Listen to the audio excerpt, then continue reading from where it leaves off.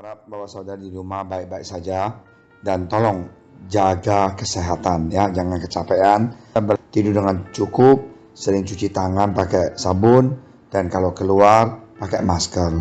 Jangan suka kumpul-kumpul ya, puji Tuhan. Oke, mari kita sama-sama baca di Matius 6 ayat 4. Hendaklah sedekahmu itu diberikan dengan tersembunyi, maka Bapakmu yang melihat yang tersembunyi akan membalasnya kepadamu. Haleluya. Mari kita berdoa. Terima kasih Tuhan Yesus atas firman Engkau. Berkatilah kami semuanya yang menyampaikan firman Engkau dan mendengarkan, supaya kami semuanya bisa dikuatkan. Dalam nama Engkau Tuhan Yesus kami telah berdoa. Amin. Saudara sekalian, kita sering dengar orang mengatakan, you tahu nggak? I udah pernah bantu you. You harus balas kebaikan saya. Nah, inilah yang sering kita dengar. Dan pengajaran Alkitab ini beda dengan filosofis dunia. Pengajaran Yesus kadang-kadang tolak belakang dengan apa yang logik di dalam manusia. Kamu pukul saya balas, wajar. Kamu maksain saya jalan 1 mil, ada kesempatan saya balas, suruh kamu jalan 2 mil. Nah, Yesus mengajarkan, kalau orang suruh kamu jalan 1 mil, kamu jalan 2 mil. Orang pukul bibir kiri kamu kasih dia yang kanan. Kalau orang dunia mengatakan orang pukul bibir kamu pukul kembali. Inilah bedanya.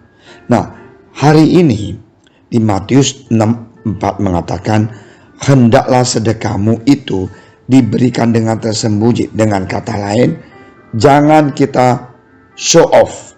Jangan kita masuk ke radio, masuk TV, ya, masuk ke metro. Bukan. Kita jangan, kalau kita melakukan yang baik, hanya Tuhan yang tahu cukup, ya. Bukannya mau mengungkit-ungkitnya, tapi dulu saya sering memberikan dia makan siang contohnya. Saya dulu pernah bantu dia. Bukannya sombong ya, tapi dia bisa jadi pemimpin itu karena saya. Banyak orang yang mengatakan begitu kan. Kalau nggak ada saya, mana ada kamu hari ini? Wajarkah bila kita mengungkit-ungkit kebaikan yang pernah kita lakukan kepada orang lain? Tidak. Ya, mengungkit-ungkit kebaikan mungkin bukan sebuah dosa, tapi Alkitab memberikan sedikit gambaran bahwa ini bisa menjadi berbahaya jika di dalam mengungkit kebaikan itu ada motif menuntut balas budi atas kebaikan yang pernah kita lakukan kepada orang lain. Nah, inilah kuncinya. Jangan kita mengungkit-ungkit kalau kita sudah membantu orang. Kita dengan ikhlas membantu dia. Dia lupa kita tetap haleluya. Dia ingat kita haleluya. Ya, saya pernah, ya, kita sekolahin anak itu, dan anak itu gak punya uang. Dan kita mau kasih dia tinggal di gereja. Dia bilang, saya gak mau dulu. Saya gak mau. Saya mau lihat dulu gerejanya, kamarnya seperti apa. Aduh, waktu itu saya masih muda. Saya kepengen marah gitu.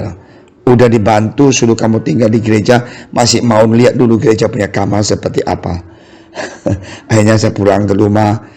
Ya, istri saya adalah istri yang baik sekali dan suka katakan sabar. Ya, nah inilah bedanya ya. Jadi karena itu saya diam dan saya juga tidak menuntut apa-apa. Akhirnya dia tinggal di gereja dan of course sesudah berapa tahun dia tamat, dia juga lupa gereja. Ya nggak apa-apa. Kita membantu orang itu bukan mau mengharapkan dia membalas budi. Nah, saudara sekalian, di dalam kehidupan kita, sama bukan? Bahwa kita ada hari ini, pasti banyak orang pernah membantu kita, memberikan kita informasi, memberikan kita data yang harusnya kita tidak tahu. Hanya sesudah kita tahu datanya, kita meraih kesuksesan. Hari ini menuntut balas budi itu bermacam-macam bentuknya. Membuat orang yang kepadanya kita lakukan kebaikan agar mengingat kebaikan kita pun termasuk ke dalam kategori menuntut balas budi. Kalau kita membantu orang, mengharapkan dan mempunyai pikiran dia mau melakukan baik ataupun ingat kebaikan kita tidak ada bedanya mengharapkan pada suatu hari dia mau balas budi. Jangan, saudara sekalian. Ya, saya mempunyai istri yang baik. yang tidak suka mengungkit-ungkit orang yang kita pernah bantu. Bahkan ada yang sudah dibantu tidak mengucap terima kasih, masih jelekin nama kita. Ya kita amin sajalah. Karena ini sudah paket ya. Firman Tuhan sudah mengatakan akhir zaman inilah yang terjadi. Ya manusia hanya mikir diri sendiri dan berbicara dengan yang jahat, udah wajar. Ini diceritakan bahwa Daud beserta dengan orang-orangnya telah melakukan banyak kebaikan kepada para gembala dan kawanan ternak milik Nabal. Ya, kita bisa baca di rumah kalau kamu ada waktu ya. Yang terdapat di Perjanjian Lama, yaitu di 1 Samuel 25 ayat 2 ya. Dan saya tidak usah baca, saya cuma cerita aja.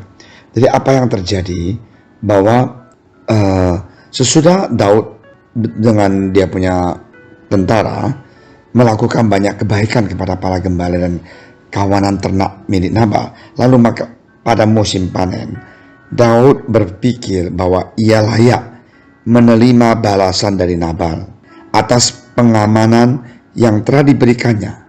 Perhatikan sikap Daud ketika Nabal tidak mau membalas kebaikannya. Daud menjadi marah dan berniat membasmi seluruh laki-laki yang ada bersama Nabal. Hal yang diharapkan Daud adalah kebaikannya harus dibalas kebaikan. Nah, inilah kuncinya dosa. Kenapa Yesus mengatakan kalau kita berbuat baik kepada orang lain, memberi sesuatu kepada orang lain, jangan kita mengharapkan orang itu membalas. Inilah masalah utama ketika kita merasakan kita tidak menerima balasan yang layak atas kebaikan yang kita lakukan. Kita menjadi kesal dan marah yang cenderung berujung pada dosa. Kita akan lihat nggak bisa tidur saya. Kenapa ya? Saya begitu baik terhadap dia. Kenapa ya? Dia lupa. Kenapa ya? Waktu dia tidak ada kerjaan, saya bantu dia cari kerjaan. Sekarang dia jadi direktur, saya dilupakan. Aduh ampun. Jangan kita mengharapkan kalau membalas orang itu mengharapkan dia itu membalas kebaikan kita. Nggak usah. Kita lakukan ini karena kita anak Tuhan. Kita lakukan ini karena kita cinta Tuhan. Kita lakukan ini karena kita taati perintah Tuhan. Itu yang luar biasa.